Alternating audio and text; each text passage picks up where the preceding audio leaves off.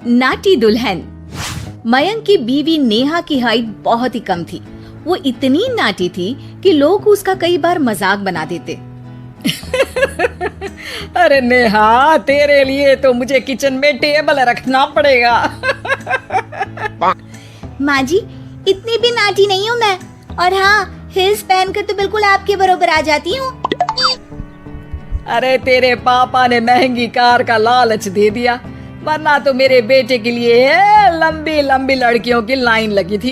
क्या बताऊं तुझे, कटरीना फैल थी उनके सामने।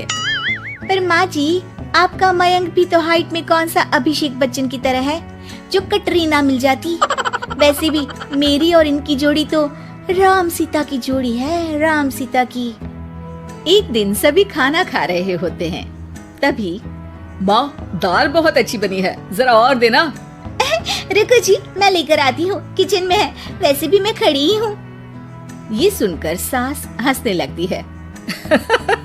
तुम खड़ी हो या बैठी, एक जैसी लगती हो। बस कीजिए जी, अभी हिल्स नहीं पहनी है, वैसे भी हिल्स पहनती हूँ तो आपके बराबर ही लगती हूँ।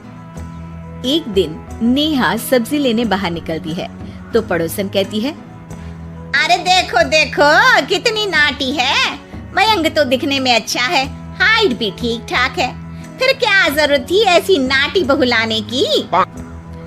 दहेज बहन, दहेज, अंधे हो गए थे पैसों के पीछे, अब करे जगह साई।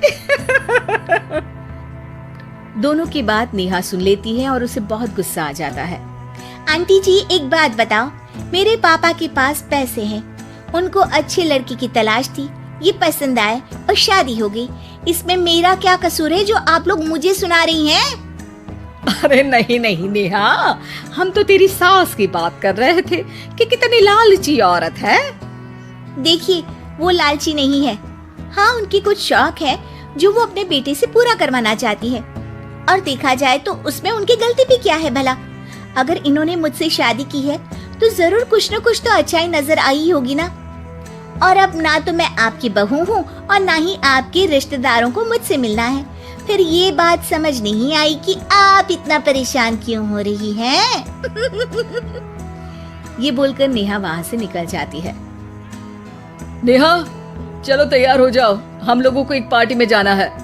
नेहा तैयार होकर पार्टी में जाती है, जहाँ मयंक का दोस्त उससे कहता है, अरे मयंक, तू लकी है यार, तेरी बीवी की हाइट इतनी कम है कि तुझे बच्चे की जरूरत ही नहीं है, भाभी ही बच्ची जैसी है। और मयंक, मेरी बीवी इतनी कम हाइट की हो ना तो मैं तो घर से बाहर ही ना निकलूं, कहीं फुदक कर चली गई तो लेने के देने पड़ जाएंगे। सभी नेहा पर हंसने लगते हैं। तभी पार्टी की जगह पर आग लग जाती है। अरे भागो यहाँ से, जल्दी करो, निकलो यहाँ से। अरे लेकिन बाहर के दरवाजे पर ही आग है, अब कैसे बाहर निकलेंगे, कोई रास्ता भी नहीं है। अरे रास्ता है ना, अगर कोई इस खिड़की से बाहर निकलकर अगर सामने के दरवाजे में आग को बुझा दे तो सब निकल सकते हैं। तभी नेहा उस छोटे से जरोखे से बाहर निकलकर आग को बुझा देती है। अरे वाह, भाभी जी ने तो आज हम सबको बचा लिया। वाह भाई वाह, बीवी हो तो ऐसी, अपने पति ही नहीं बल्कि यहाँ मौजूद सभी की जान बचा ली है इसने। भाई मयंक, माफ कर देना, तेरी बीवी तो सच में कमाल है। मुझे ये बात पता है और मुझे मेरी बीवी पर गर्व है। नेहा मुस्कुराकर अपने पति की तरफ देखती है। कुछ दिनों बाद जब नेहा और उसकी सास मार्केट जाती है, वहाँ पर, अरे भैया, ये कपड़ा तो देना, कितने का पड़ेगा? माता जी, ये तो बहुत महंगा कपड़ा है, लेकिन अब बस सिर्फ 2 मीटर ही बचा है, मेरे तो किसी काम का है नहीं ये टुकड़ा, तो आप 100 रुपया ही दे दीजिए। अरे भैया, तो मैं क्या करूंगी इस टुकड़े का, लेकिन वैसे है बड़ा ही सुंदर। तभी नेहा बोल पड़ती है, इसमें तो मेरी पूरी ड्रेस बन जाएगी।